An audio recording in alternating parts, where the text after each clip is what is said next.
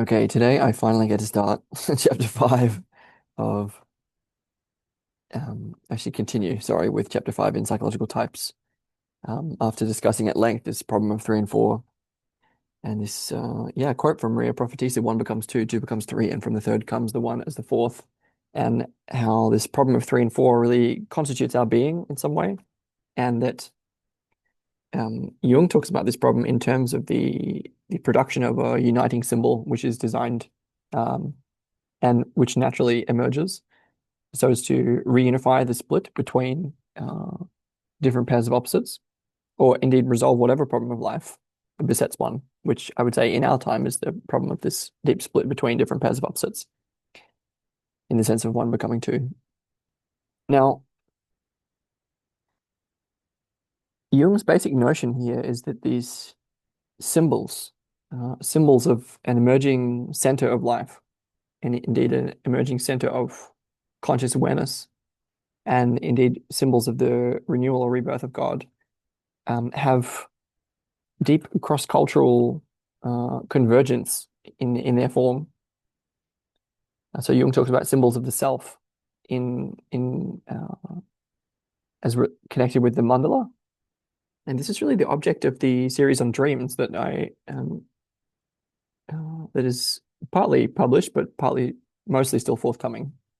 And the importance of chapter five in psychological types is that after getting through this articulating of why the problem of three and four is important, and how it's connected with the nature of the uniting symbol, and how this can serve as a revivifying center in terms of addressing the cultural aspects, cultural, metaphysical, religious, and spiritual aspects of the problems which beset us, predicaments which beset us.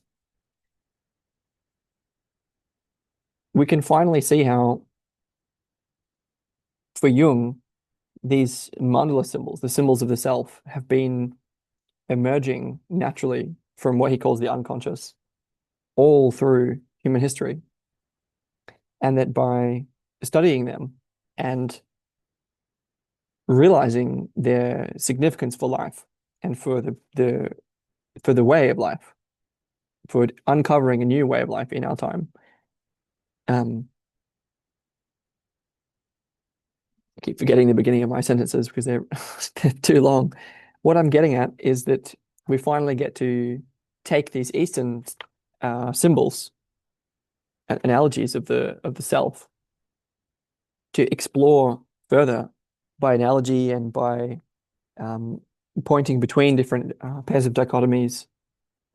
What is this self symbol? What is this emerging center of personality? What is the nature of this emerging rebirth of God in our time? The idea being that these Eastern analogies and symbols can help us. So that's what we're moving into. I did already talk about the third section in chapter 5, which is called the significance of the uniting symbol from page 189. But I will briefly review that because I do think it is important in discovering how Jung relates to the Eastern religions in contrast to the West. This is in the context of the discussion of Prometheus and Epimetheus. The idea being that when the jewel, when the pearl, the philosopher's stone, this new center of value in life, when it is produced out of the relations between the soul and God, let's say, or the soul and the unconscious, when that jewel, that new center of consciousness is produced, it's often misrecognized. It's often not valued properly by one's more collectively adapted or conformist or for your extroverted sides, aspects of one's personality. And part of the reason for that is because it's not a rational birth. One of the key qualities of these symbols is that they're produced by a combination of irrational and rational forces. Indeed, because it's a uniting symbol, it emerges from and is designed to unify us within the place that is between all dichotomies. and one of which dichotomies is rational and irrational. So to the aspects of our personality which are far more oriented toward the rational, what makes sense. We may not appreciate the significance of what doesn't seem to make sense. We may not recognize the importance of something which emerges from the borderline and straddles that borderline continuously, indeed lives from and in that place. Okay. And yet Jung states, this is page 189,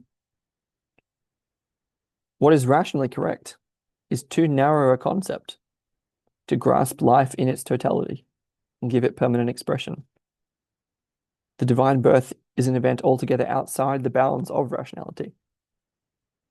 Psychologically, it proclaims the fact that a new symbol, a new expression of life at its most intense, is being created. Every epimethean man, meaning sort of extroverted man, everything epimethean in man prove incapable of comprehending this event. Yet from that moment, the highest intensity of life is to be found only in this new direction. This is part of unpacking what is the significance of this new emerging center of consciousness, this living symbol, this living form. And one of the pieces of its significance is that it's very difficult to recognize, especially for the type of person who is more adapted to conditions as they are, rather than as they will be.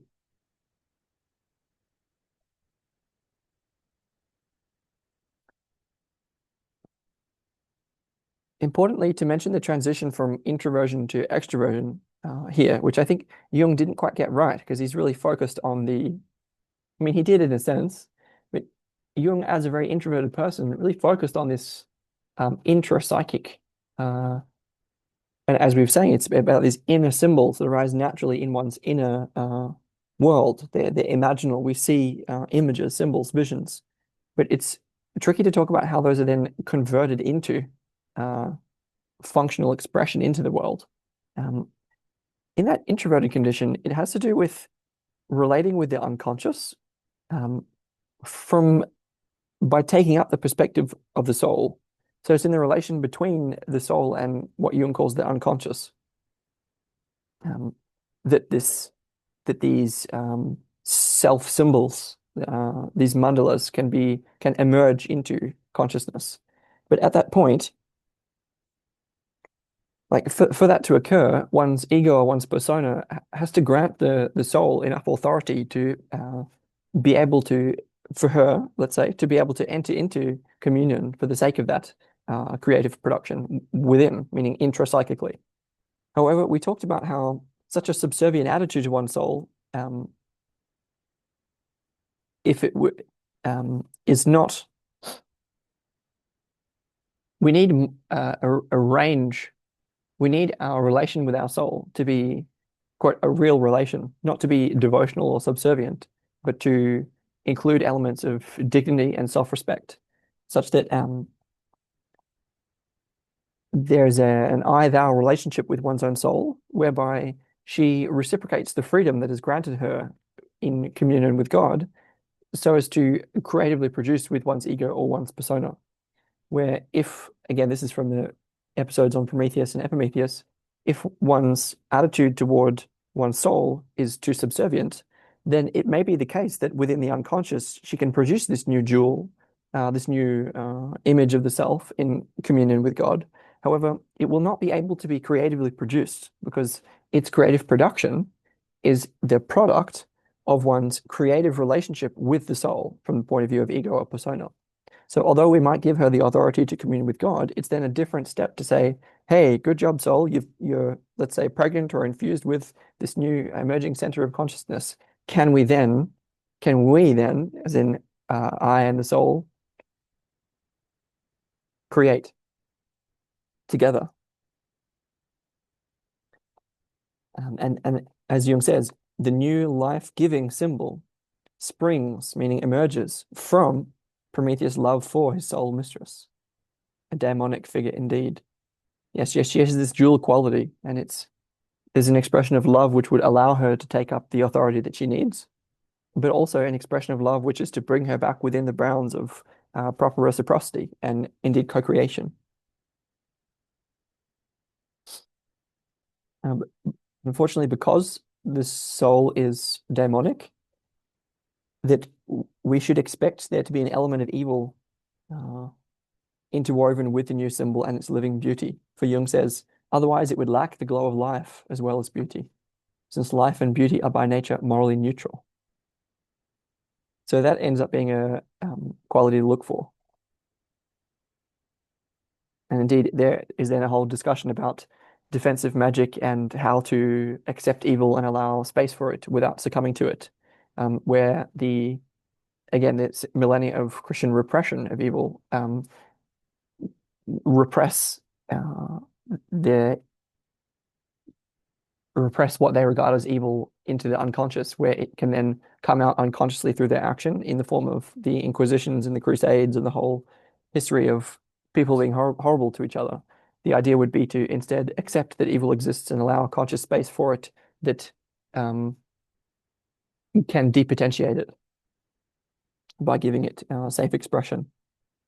That would be a general direction, but it's again a tricky business.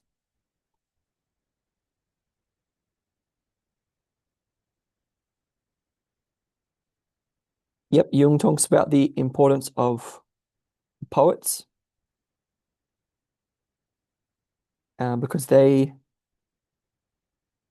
says they're always the first to divine the darkly moving mysterious currents and to express them as best they can in symbols that speak to us.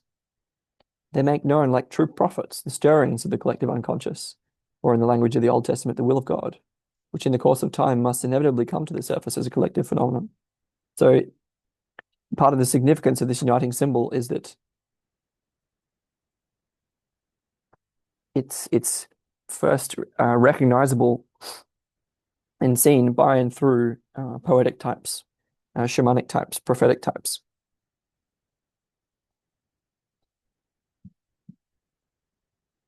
But it's important to recognize that it's not just an aesthetic uh, creative process, it's deeply religious or metaphysical.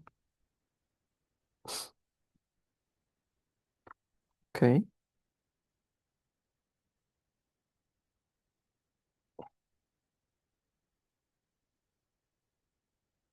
Jung notes furthermore that this new symbol, again, this new center of life, appears to be intimately connected with the opposition between the psychological types and functions, and is obviously an attempt to find a solution in the form of a renewal of the general attitude, which in the language of the unconscious is expressed as a renewal of God. So that's the thing, it's not just reunifying pairs of opposites that are conceptual, but also the recognition that we are in a deep inner split, psychologically and sociologically. I might refer you to episode 3 in the series to where I talk about that at some length. The idea is that this symbol is not just it's not just about reunifying concepts, it's about reunifying the split within the soul, the split within us.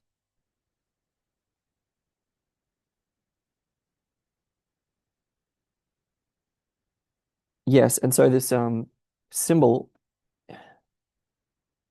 it's the thing is that this split structures our perception, our understanding of the world. It comprises our ontology, meaning, for example, someone might feel um, that there's this deep distinction between self and world. Like I am in here somewhere and the world is out there.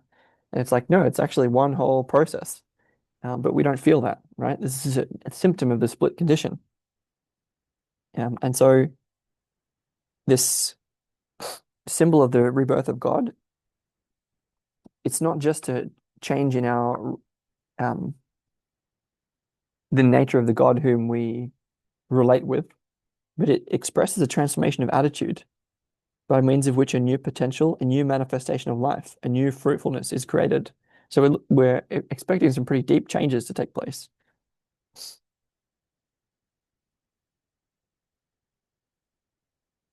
So restructuring of our experience of being in the world. And then again, Jung talks about how that symbol of the rebirth of God, again, and at that point, that is also a metaphor. Um, so it's not reduced to a rebirth of God. Jung talks about how that as an analogy is ancient, and connected with natural cycles of renewal. Mentioning in passing Eliade and Neumann, who I'm still yet to talk about. Okay. And again, to clarify this introversion and extroversion bit, Jung really thinks about those two types in terms of the direction of psychic energy. In terms of subject and object, he thinks of introverts as directing psychic energy toward the subject, and extroverts as directing psychic energy, this is habitually speaking, toward the object. And we can see that um, I don't think this is the best characterization of introversion and extroversion, but we can see why Jung regards that as important. I think we can see I'm a little bit more of a behaviorist in the sense that I notice that some people they tend to spend more intrapsychic time, like time with themselves, so to speak, or with inner objects even. These are people I would regard as more introverted. Some people tend to spend literally more time with other people. These I would regard as more extroverted. This is a behavioral take on those two. It's a little bit different from Jung's. Jung roughly characterizes the Eastern religions and traditions as more introverted than the Western ones because of their tendency for Jung to draw psychic energy back to the away from qualities, manifest phenomena like objects, like thoughts. And by contrast, the Western traditions have more of a focus on expression of love toward objects in the world, or yeah, generally speaking, at least for Jung. And this is why, for him, these two, let's say, sides of world history correspond to introversion and extroversion. And this is moreover the relevance of some of these Eastern symbols is that we can understand maybe best with reference to the Eastern symbols how they converge on the meaning of it, like the significance of these symbols of the self in mandalic terms. And that if we realize them by sort of straddling the borderline again between East and West, between extroversion and introversion, then they can be properly taken up from not only an introverted realization, but into extroverted expression. That's importantly expressed on page 194, which is the end of this little section here, where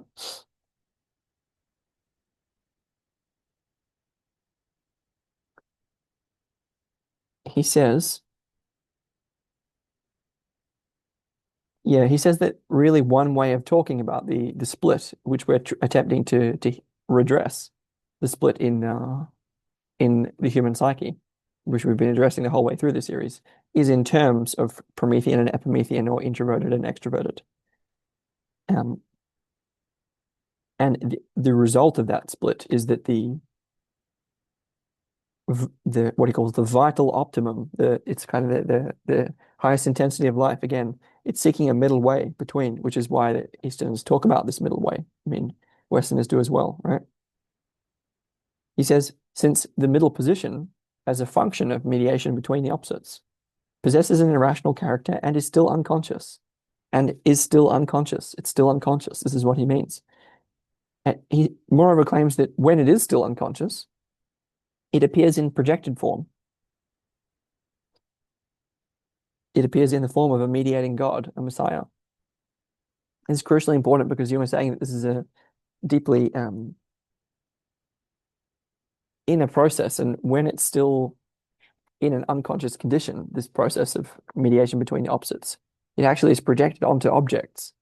And so this is partly he thinks that Westerners have still been doing this. Westerners are still unconscious of things that he thinks that the Easterners got over a long time ago. And so the important development for the West would be to recognize our projections, for example, onto Christ as Messiah, and to, in a sense, internalize those projections, and so be able to realize and therefore self-realize the expression of this mediation between the opposites, this middle way. And for this reason, Jung regards these Western forms of religion as lacking insight.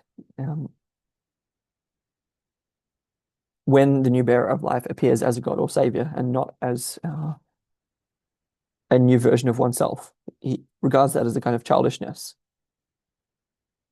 He says, in contrast, the East has for thousands of years been familiar with this process and has founded on it a psychological doctrine of salvation, which brings the way of deliverance within man's canon and capacity. So it's namely something that we can do, a procedure that we can take up. It's not something that is unavailable to us as lowly beings that are in relation with something much higher than us.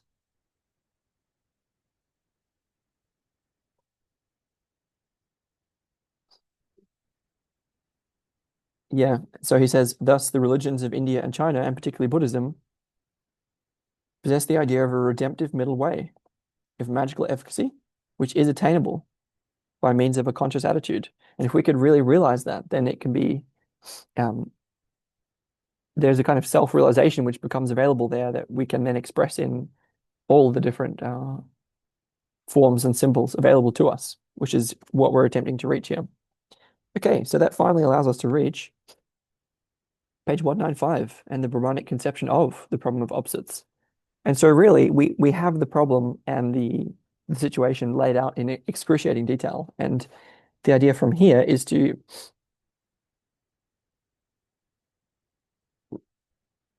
point to deeply the betweenness of this mediating function, how it holds between all these different pairs of opposites.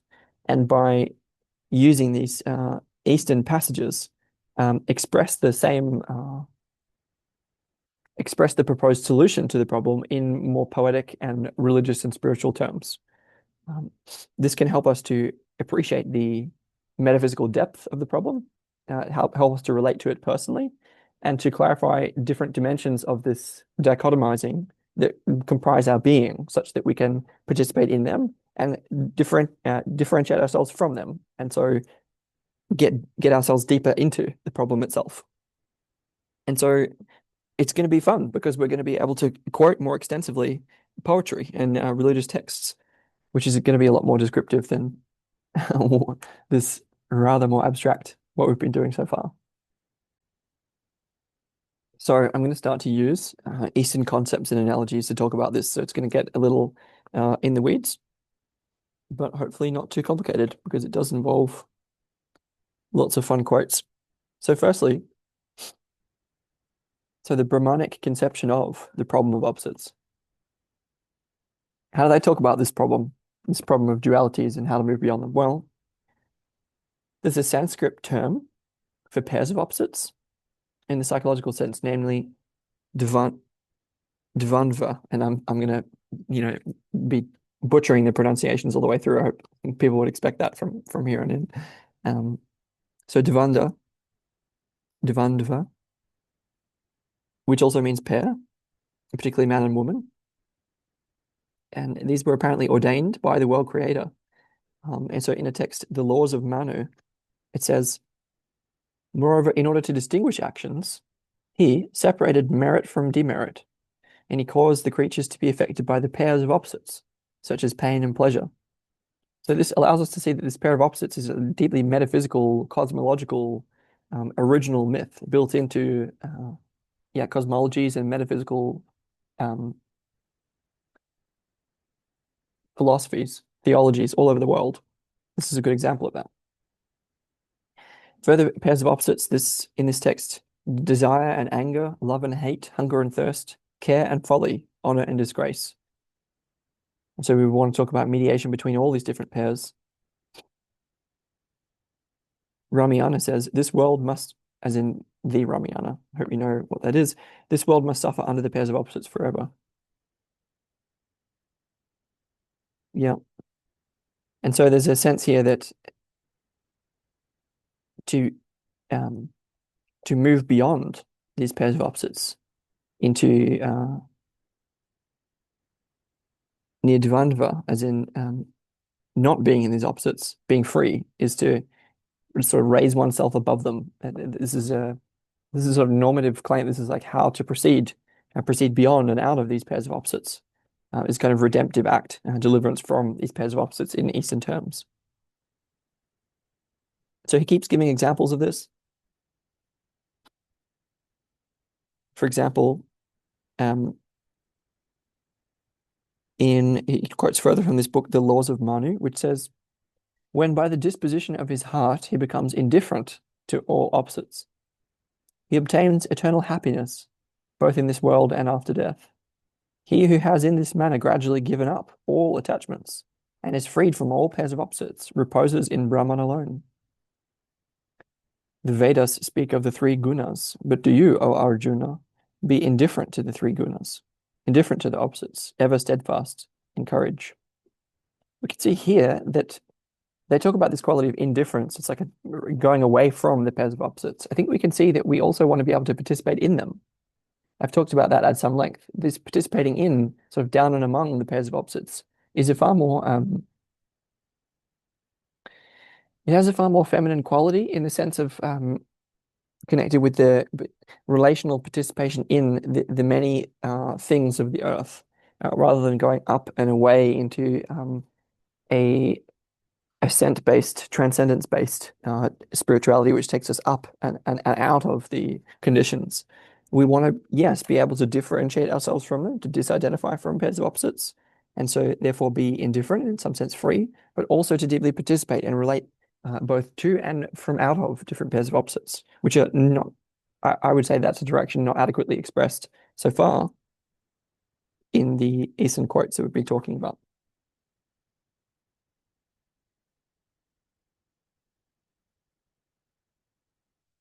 I don't think I will quote this really long quote from the Gita, which follows.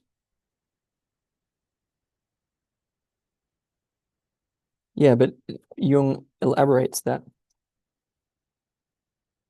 these quotations make clear that for him, like these external opposites such as heat and cold, must be denied participation in the psyche. And then these extreme fluctuations of emotion, such as love and hate.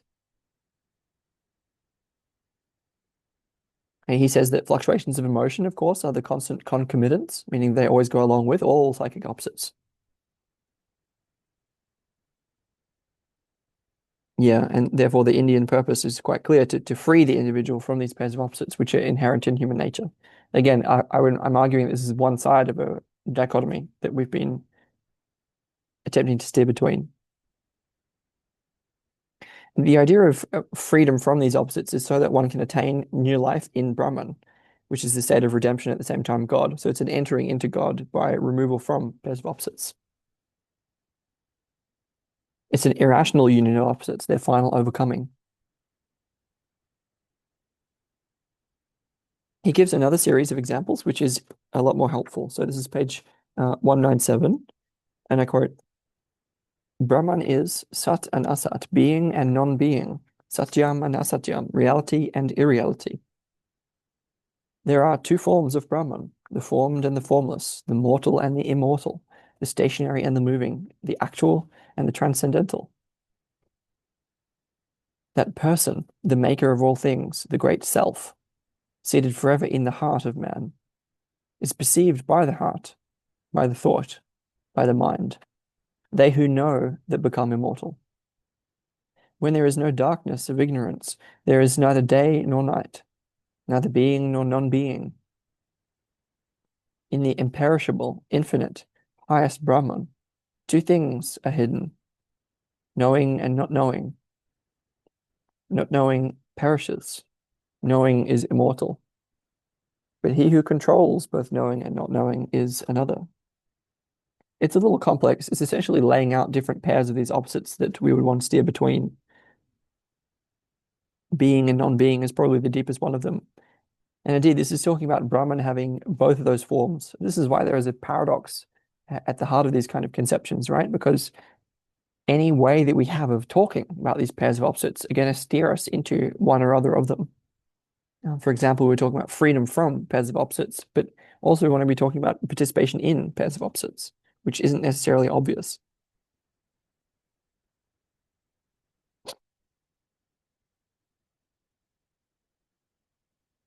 But I won't unpack that further. I'm going to move on to the rest of the quote, which goes, That self, smaller than small, greater than great, is hidden in the heart of this creature here. Man becomes free from desire and free from sorrow when by the grace of the Creator he beholds the glory of the self. Sitting still, he walks afar.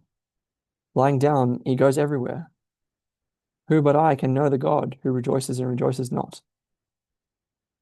I think this is incredibly important because this is from the Upanishads, and it shows that there's an eternal awareness of this. It's not about getting away from oneself. There's also a quality of deep inner knowing, quite hidden in the heart of this creature here. Um, it's again this self, or this it's a condition of freedom from the opposites, which is also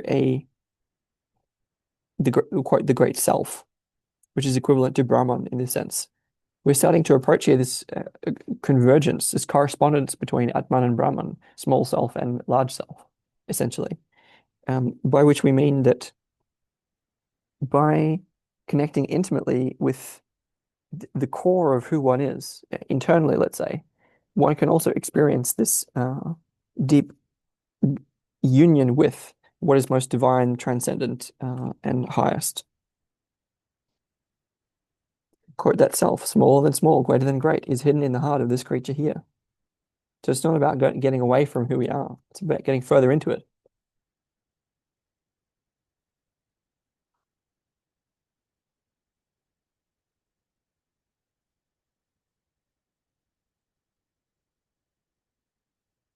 It goes on, unmoving, the one is swifter than the mind. Speeding ahead, it outruns the gods of the senses. Past others running, it goes standing. It moves, it moves not. Far, yet near. Within all, outside all. It's this paradoxical nature of it. It's between all these different terms. That's why it can be spoken about with in all these ways, poetically, let's say, but isn't reduced to any of them. Goes on. Just as a falcon or an eagle, after flying to and fro in space, wearies and folds its wings and drops down to its eyrie, so this person, Purusha, happens to that state where, asleep, he desires no desires and sees no dream. This, verily, is that form of his which is beyond desire, free from evil, without fear. As a man in the embrace of a beloved woman knows nothing of a without and within, so this person, capital P person, in the embrace of the knowing self, knows nothing of a without and a within. This, verily, is that form of his, in which all desire is satisfied, self his sole desire, which is no desire, without sorrow. An ocean of seeing, one without a second.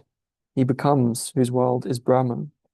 This is man's highest achievement, his greatest wealth, his final goal, his utmost joy. It's a state beyond desire. It's a condition of man. It's not about getting up and away from a human condition. It's about resting within it in such a way that one can know the totality of experience. One can feel that everything fits together without needing something, without being caught in these dualities such as without and within. Um,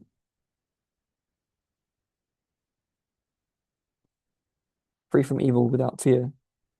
It's kind of inner knowing, which is an inherent contentment and joyousness.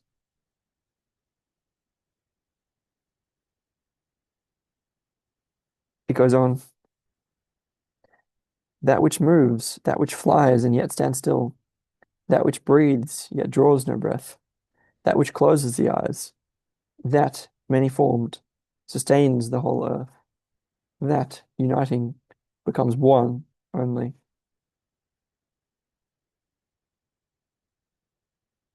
As Jung says, these quotations show that Brahman is the union and dissolution of all opposites, and at the same time stands outside them as an irrational factor, which is why it's so difficult to understand, because it's not to be understood. It's something that's irrational. It's between all these different pairs of opposites. It's therefore wholly beyond cognition and comprehension. It is a divine entity.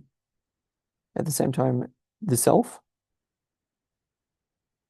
and a definite psychological state characterized by isolation from the flux of affects. It's not really clear what he means by that. So we'll move on. It says,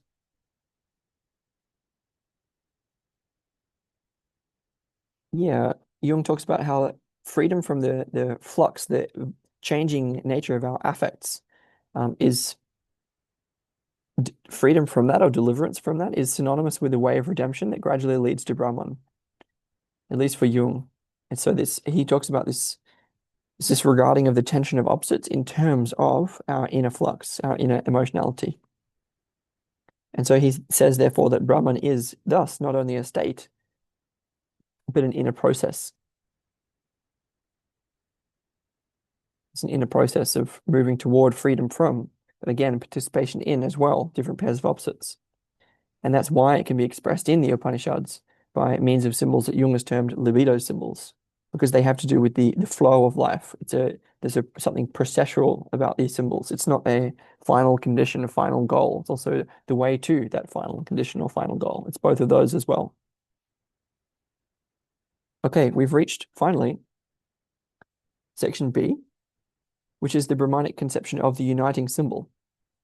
So we were dealing with the problem of opposites here, and now this is the symbol that is designed to unite or move between them.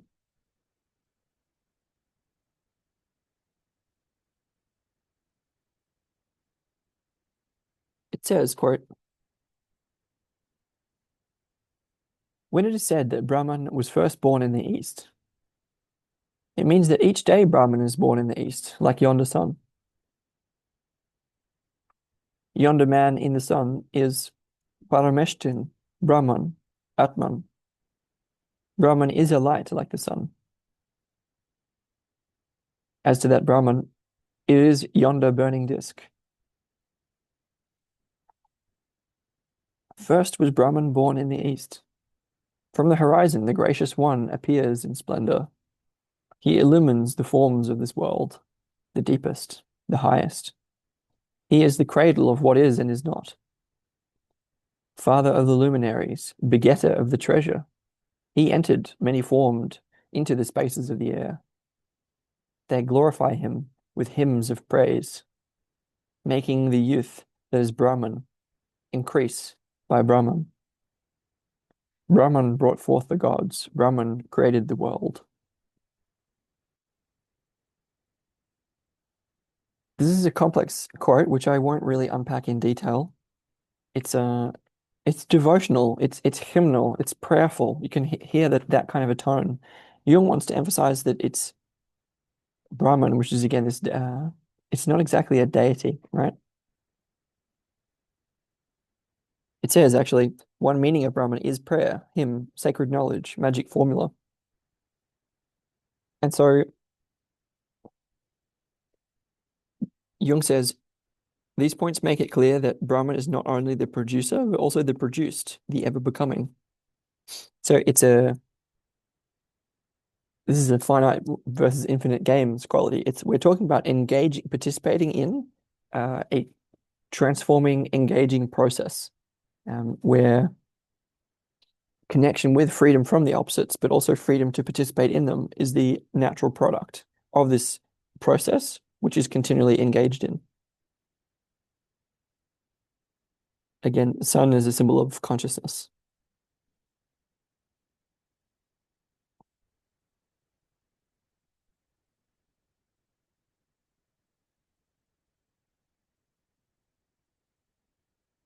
Yeah, he already says that the intimate connection into the identity between the divine being and the self is generally known. And by self, again, Jung is talking kind of about a monad, this whole this being here and this whole world that I am, all my relationships and experiences. This is kind of the Atman, which is identical with the divine being, which could be called Brahman, although that isn't exactly a perfect way of putting it. So another few examples of the same from the Atharva Veda, quote, the disciple of Brahman gives life to both worlds. In him all the gods are of one mind. He contains and sustains earth and heaven. His tapas is food even for his teacher. To the disciple of Brahman, there come to visit him fathers and gods, singly and in multitudes, and he nourishes all the gods with his tapas. Tapas is self-incubation, apparently. It has this quality of, it's describing this quality, yes, of betweenness, but also like in a it's like a source of infinite food, right? It's the source of nourishment itself. Yes, it's talking about the disciple. It says, Jung says, the disciple of Brahman is himself an incarnation of Brahman. And so there's a way it's this deity or deific condition, deified condition, which is manifest in one's person. It goes on. And again, these are more qualities that we can take as sort of design principles or parameters for the kind of condition that we're looking for.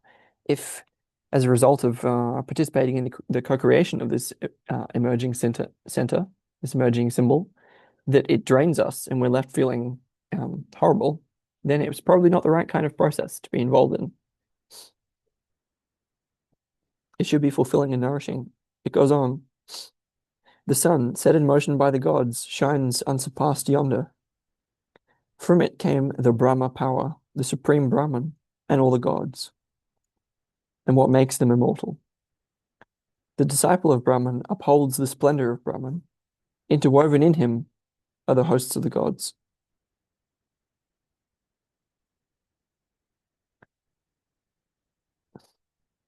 So it has a quality of it's life-giving. Its quality is associated with the sun, with immortality, with the source of life, with food, with sustenance, with contentment, inner contentment, inner knowledge. Jung says Brahman is also prana, the breath of life, and the cosmic principle. It's like the source of inspiration.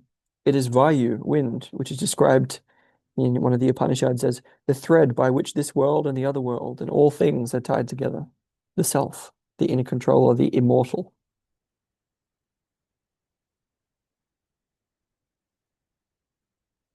It's like that which draws things onwards, that which binds or connects.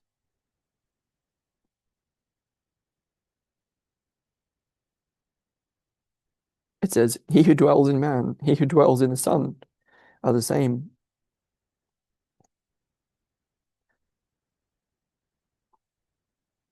And again, this was taken over into Schopenhauer and into David Hume in the West. Again, this he who dwells in man, he who dwells in the sun are the same. Is like this correspondence between uh, the utmost uniqueness or individuality, the self of who one is, this correspondence between that and he who dwells in the sun or the Brahman, which is a more cosmic aspect of divinity. They're actually the same in this conception. It goes on, prayer of the dying. The face of the real is covered with a golden disc. The face of the real is covered with a golden disc. Open it, O sun, that we may see the nature of the real. Spread thy rays and gather them in.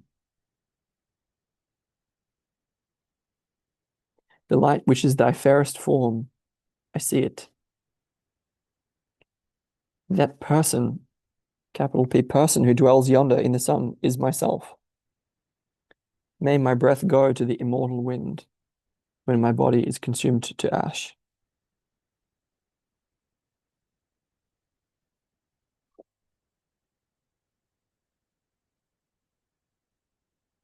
I think it speaks for itself. Quote, and this light which shines above this heaven, higher than all, on top of everything, in the highest world, beyond which there are no other worlds. This same is the light which is in man. And of this we have tangible proof when we perceive by touch the heat here in the body.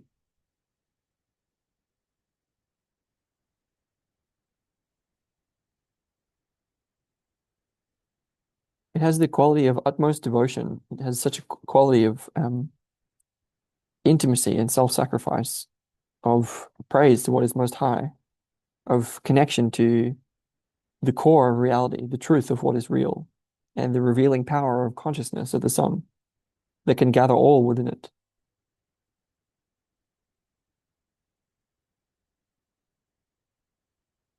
This intimate, deep inner knowledge, this knowing, inner knowing that the highest and most divine that can be known is also oneself, meaning who one is. May my breath go to the immortal wind when my body is consumed to ash. And so,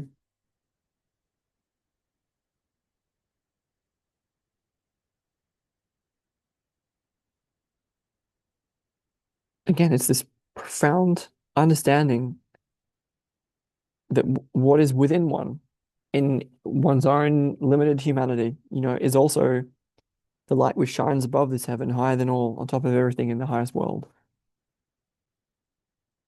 And the proof of that, according to this text, is that when we perceive by touch the heat here in the body, it's that we can feel within ourselves the heat which comes from the core of life, the core of who we are, the core of our nature.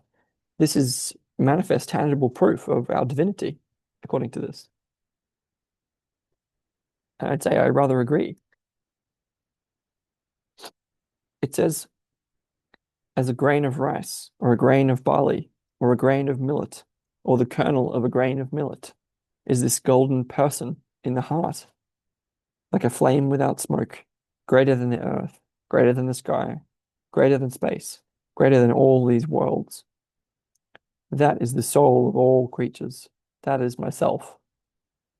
Into that I shall enter on departing hence.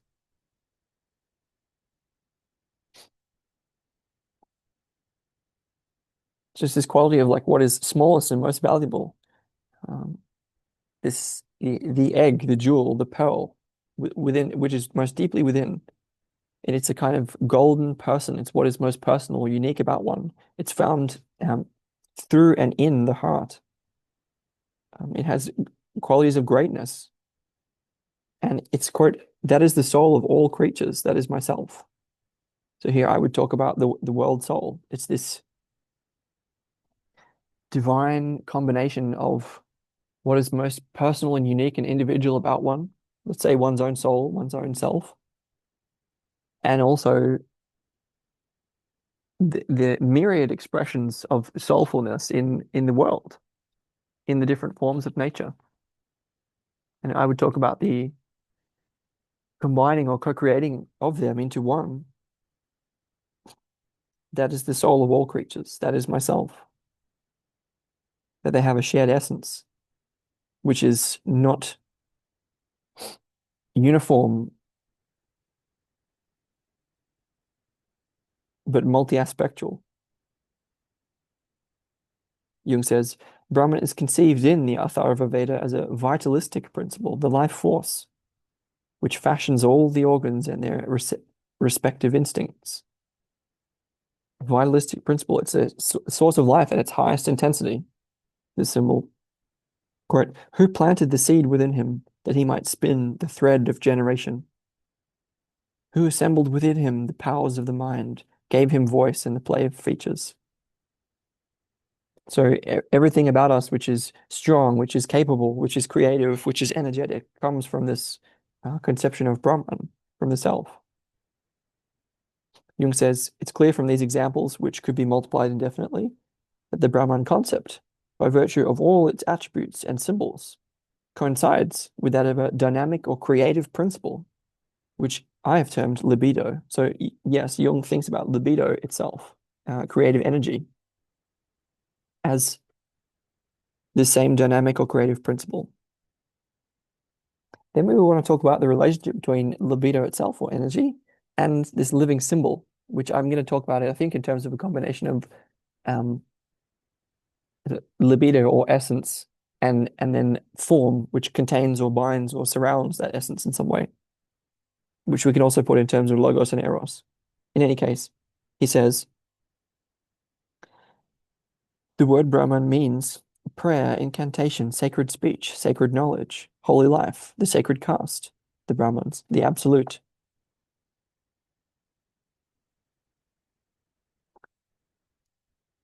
The word derives from bar, to swell.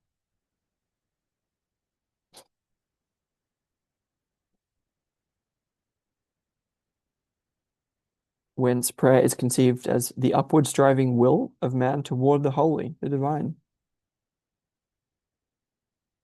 So this is connected with the quality of threeness that I described earlier. It's like this life force, this libido, but it has a particular direction. It's the upward striving will of man toward the holy, toward the divine.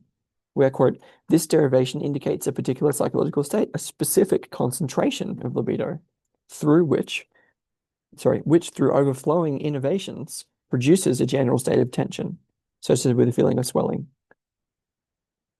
Yeah, it's like this quality of overflowing with emotion, unable to restrain oneself, bursting when referring to such a state. What filleth the heart goeth out by the mouth. It's like this in enrapturing. I mean, yeah, the state of rapture, the state of testifying, the state of speaking in tongues. It's like being enthused or overflowing, completely filled with enthusiasm and inspiration. Um,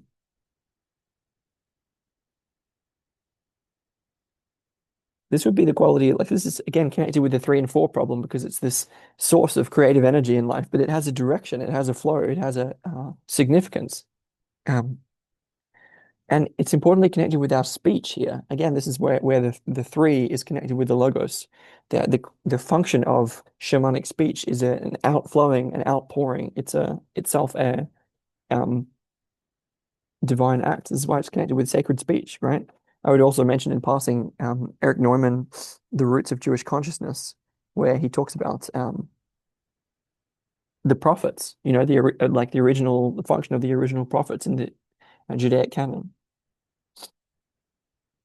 Like it's the kind of the origins of religiosity. It's this divine power of sacred speech. Also mentioned the episode that I did on shamanism, and that episode, that essay, Henry Munn, The Mushrooms of Language, which talks all about this. I mean, he expresses and exemplifies this, I would say.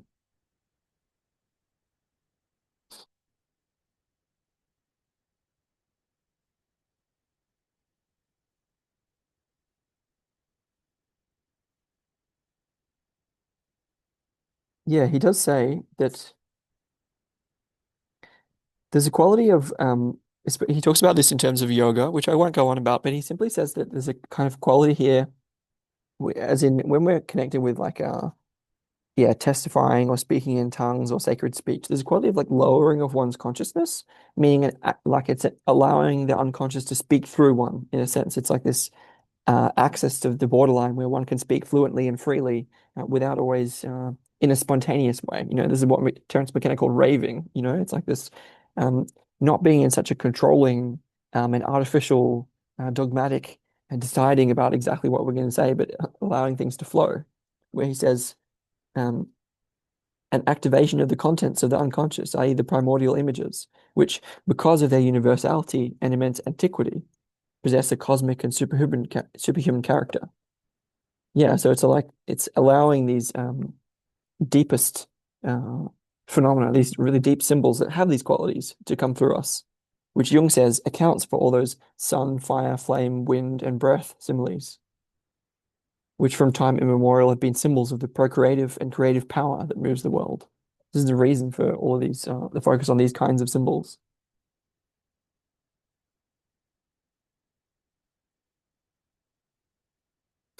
He says, the idea of a creative world principle is a projected perception of the living essence in man himself.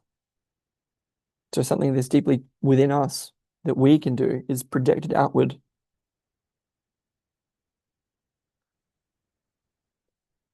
This has to do with the concept of energy itself.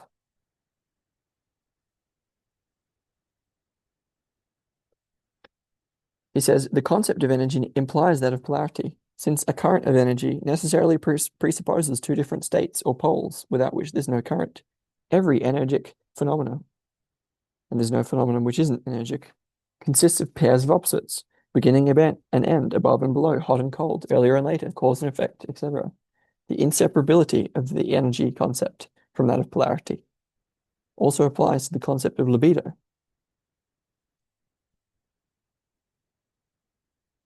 Hence, libido symbols, whether mythological or speculative in origin, either present themselves directly as opposites or can be broken down into opposites.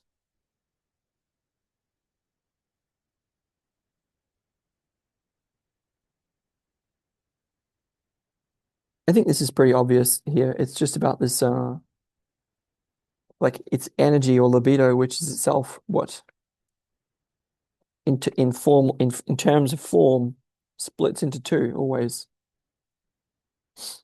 Anyway, we're moving on. Again, this is directly relevant to the problem of 3 and 4 here because it's this yeah, he says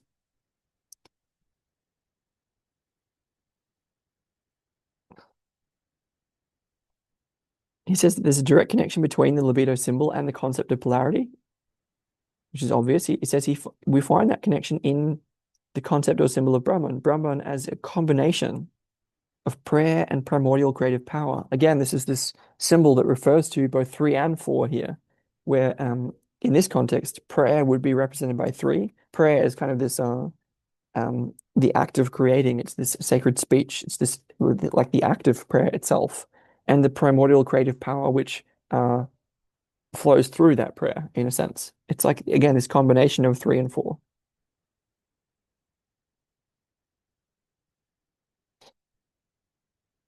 We see that in this quote from the Rig Veda, which goes, and this prayer of the singer spreading afar became the bull which existed before the world was. The gods are nurslings of the same brood, dwelling together in Asura's mansion. What was the wood? What was the tree, out of which heaven and earth were fashioned?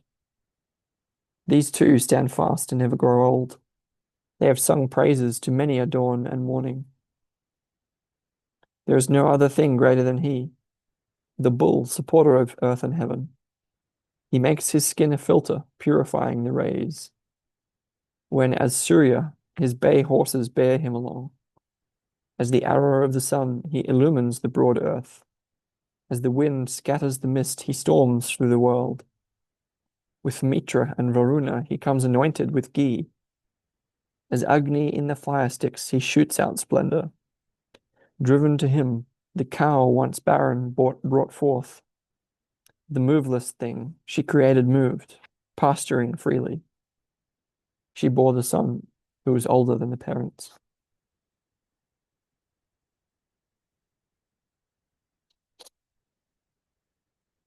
I won't go on about that, but we're talking here about the creative world principle or primordial creative power or Brahman, say, that emerges in it emerges in to duality, into polarity, expressed in another form in the Shatapatha Brahmana, which says, in the beginning, Prajapati, was this world alone. He meditated, how can I propagate myself? He travailed, he practiced tapas, which was, tapas was self-incubation. Then he begat fire out of his mouth. And because he begat him out of his mouth, Agni is a devourer of food. Prajapati meditated, as a devourer of food, I've begotten this Agni out of myself. But there is nothing else beside myself that he may devour. For the earth at that time was quite barren. There were no herbs and no trees, and this thought was heavy upon him. Then Agni turned upon him with gaping maw. His own greatness spoke to him, sacrifice. Then Prajapati knew, my own greatness has spoken to me, and he sacrificed. Thereupon that rose up which shines yonder, the sun. Thereupon that rose up which purifies all things here, the wind. Thus Prajapati, by offering sacrifice, propagated himself and at the same time saved himself from death, who as Agni would have devoured him.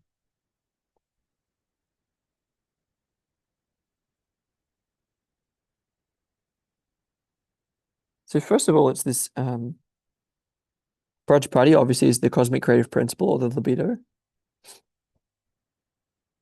who begets Agni out of his mouth, which has a remarkable connection with speech and indeed sacred speech, divine speech. But then it's this begetting of Agni or fire, who's hungry, devouring. Importantly, it says, but there's nothing beside myself that he may devour. And if we turn that about, it's not just that there isn't anything that he can devour, it's that there is nothing that he may devour. So again, it's this, as soon as something emerges, like the fire, something else also emerges, namely nothing.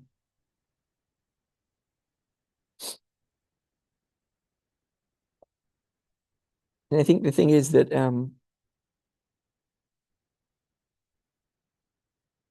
it's not simply like if one wants to regard Agni as other, like if one wants to beget Agni, then in a sense one must be separate from Agni, and thereby one is therefore taking up the role of the feminine, the mother, which has a connection with the voidhood, with the vessel, with the emptiness. And so there's a way that Agni as a child has to end up devouring the only other which there is, namely his own mother, which is the sacrifice that Prajapati knew, I think. Thus Prajapati, by offering sacrifice, propagated himself, and at the same time saved himself from death. It was Agni would have devoured him.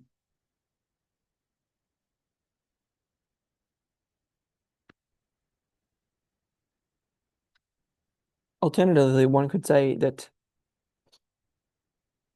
not wanting to be devoured by his propagated child, Prajapati split into the many other manifest phenomena that Agni could devour instead.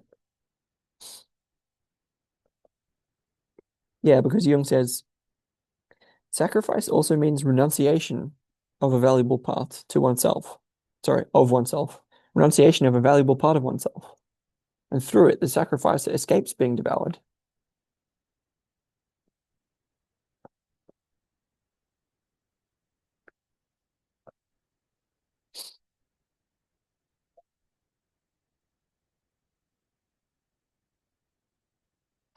And so I think part of the idea that I want to invoke here is that this equality of sacrificing to the void. It's this, because all this imagery associated with fire and speech has to do with the logos, which is connected with the quality of three. But the idea is that that fire always illuminates a darkness, and it's the darkness from out of which that fire springs, I think, or within which that fire springs forth. And I think in terms of from the third comes the one as the fourth, it's the orienting of that fire to the darkness itself. It's the kind of sacrificing of the logos to the void, which the void being sort of pluripotent or abundant, which has this ever renewing, ever revivifying effect on the fire. It's like an infinite source, an infinite fuel. We can see the reference. There's a correspondence to the Kierkegaard's Sickness Unto Death. It talks about the story of Abraham and Isaac. So it's about sacrificing not just something that's valuable, but what is most valuable, namely for Abraham, his son Isaac, which allowed for divine intervention and faith. Where the son, in the sense of Isaac, is also the son as in son of God, as in Christ the Logos. And so this is where I get the idea of sacrificing the Logos itself to the void, where void would be connected with the crucifixion, with the four, with the feminine, with the earth, with mortality, with incarnation. Yeah.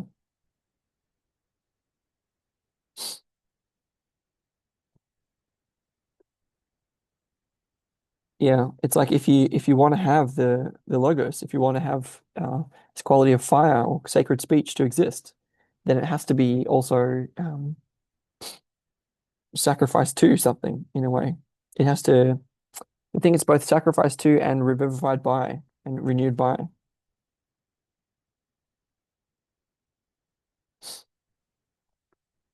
Okay, and I'm just going to go through to page 208, which is section C. So a little bit more here.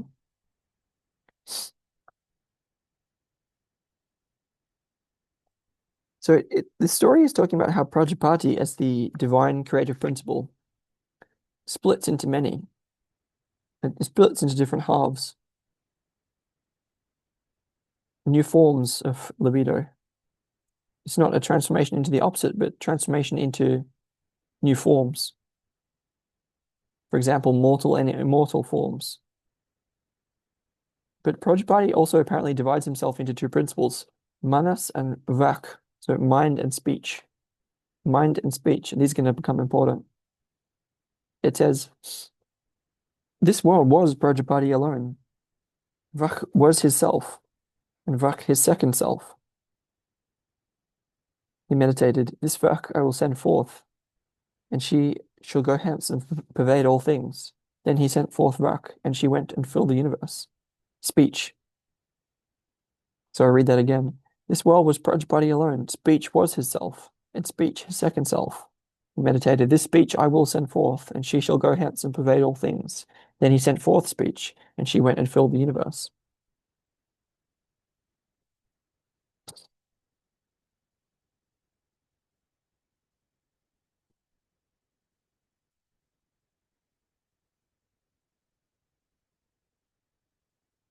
It's important here because speech is regarded as a creative and extroverted movement of the libido, a diastole in Goethe's sense. And what's important about that is that it has this creative speech is connected with femininity. And so as it goes on, it says, in truth, Prajapati was this world, and with him was speech, his second self. He copulated with her, she conceived. She went forth out of him and made these creatures, and once again entered into Prajapati. So there's an idea here that by producing creative speech like out of the masculine, so by begetting creative speech out of the masculine into the feminine, where the feminine is that creative speech, there can be a um, deep communion with uh, one's own creative speech, whereby many creatures are made, which is the equivalent is sort of like Adam naming all of the creatures. It's like this, in the beginning was the word, right? It's this that we can bring the world into form and clarity and into multiplicity and order by the union of um, four into three, by the union of self expressing in divine speech. Okay, it goes on. Oh, and this is the duality in terms of mind and speech again that we're talking about here. It goes on. Now it happened that mind and speech, both capitalized, um, strove for priority, one with the other. Mind said, I am better than you, for you speak nothing that I have not first discerned. Then speech said, I am better than you, for I announce what you have discerned and made it known. They went to Prajapati for judgment. Prajapati decided in favor of mind, saying to speech, truly mind is better than you, for you copy what mind does and run in his tracks. Moreover, it is the inferior who is wont to imitate his betters.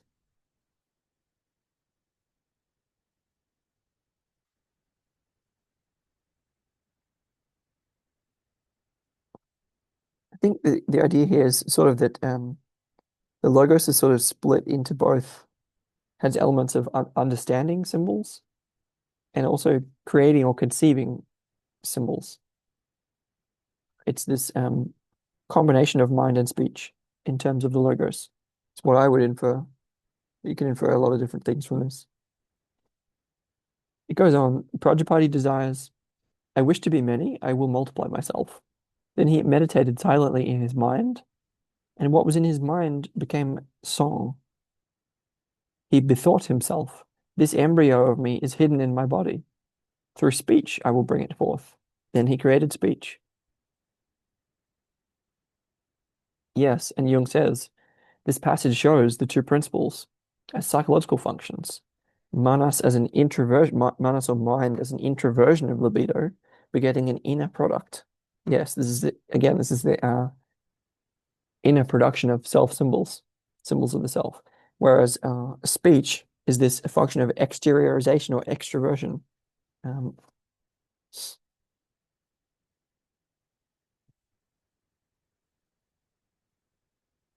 yeah, which brings us to another passage related to Brahman. When Brahman had entered into that other world, he bethought himself, how can I extend myself through these worlds? And he extended himself twofold through these worlds by form and name. These two are the two monsters of Brahman. Whoever knows these two monsters of Brahman becomes a mighty monster himself. These are the two mighty manifestations of Brahman. And here there's a connection between these four. Again, we were talking about form and name, but then earlier, mind and speech. These become identified as follows. A little later, form is defined as manas or mind. So form is defined as mind. And name as vak or speech. Thus, the two mighty monsters of Brahman turn out to be mind and speech, two psychic functions by which Brahman can extend himself through both worlds, clearly signifying the function of relationship. The forms of things are apprehended or taken in by introverting them through the mind. The names are given to things by extroverting through speech. This is a really important connection to the process of 3 and 4 that we've been talking about, especially in the last extended episode, where again, form connected with mind. This has to do with this quality of receiving into the mind, receiving form within. So we could say that the mind receives forms both from the inner depths and from the outer depths of the world, whereas speech expresses names both toward the inner forms and the outer forms. Speech expresses the names, yes. And so mind has this introverting of the forms from different directions, whereas speech has this extroverting of different names in different directions. Yeah, both involve relationship and adaptation to objects, as well as their assimilation within. Yeah, and both these, so mind and speech, or um, form and name, they're both thought of as personifications. Their quality of like daemonic or superhuman nature. Jung says, psychologically, personification always denotes the relative autonomy of the content personified. It's splitting off from the psychic hierarchy. Such contents cannot be voluntarily reproduced. They reproduce themselves spontaneously, or else withdraw themselves from consciousness in the same way. That's quite interesting. It implies that the I-thou relationship of creating persons, it's a giving up of autonomy. It's a giving up of freedom for the sake of being in relationship. It's a reducing one's all-encompassing potency for the sake of relating with the other, which might be scary.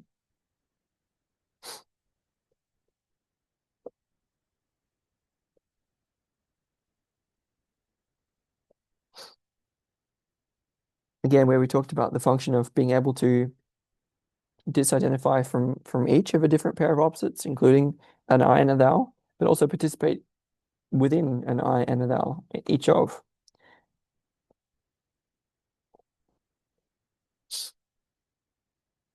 And just finally, there's a final last passage here, which is quite interesting. So again, this is page 207, where it says a conscious capacity for one-sidedness is a sign of highest culture. but involuntary one-sidedness is a sign of barbarism. So it's again, it's like, can we differentiate ourselves from these different pairs of opposites? Can we then re-immerse ourselves within them and participate in them?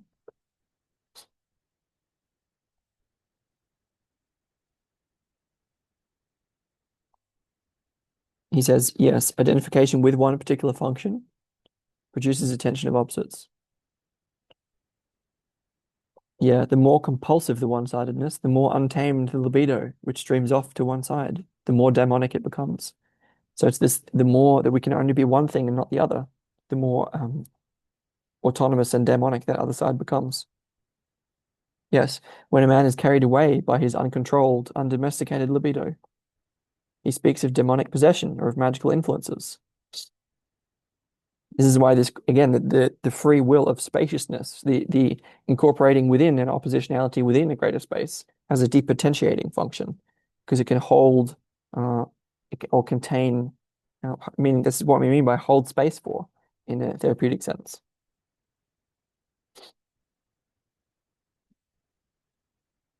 Yeah. So, yes, as Jung said, just to quote, when a man is carried away by his uncontrolled, undomesticated libido, he speaks of demonic possession or of magical influences. In this sense, manas and vak, or mind and speech, are indeed mighty demons, since they work mightily upon men.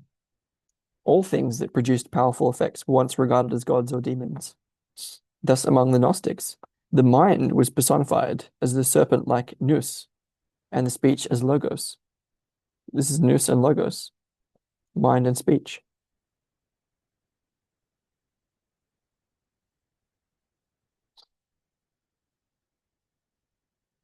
Again, this is sort of like it's this over-identification with the contents of the mind or over-identification with the capacity for creative speech, which we can be possessed by, and indeed which we are possessed by.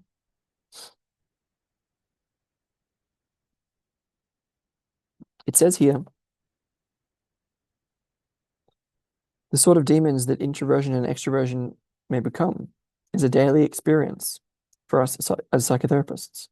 We see in our patients and can feel in ourselves with what irresistible force the libido streams inward or outward, with what unshakable tenacity is introverted or an introverted or extroverted attitude can take root. The description of manas and vak, or mind and speech, as mighty monsters of Brahman, is in complete accord with the psychological fact that at the instant of its appearance, the libido divides into two streams, which as a rule alternate periodically, but at times may appear simultaneously in the form of a conflict, as an outward stream opposing an inward stream. The demonic nature of the two movements lies in their ungovernable nature and overwhelming power. This quality, however, makes itself felt only when the instinct of the primitive is already so stunted as to prevent a natural and purposeful counter-movement to one-sidedness, and culture not sufficiently advanced for man to tame his libido to the point where he can follow its introverting or extroverting movement of his own free will and intention. Yes, it's like a quality of going with by intentionality. Okay, it says, just to note that the connections here with nous and logos, where the libido going inwards and being introverted, and the description of manas or mind, these have to do with nous for the Gnostics, the serpent-like nous. Whereas, by contrast, this going outwards, the libido going outwards or being extroverted through speech is more associated with the logos. And these are in a kind of flywheel of themselves. They have a opponent processing feedback loop.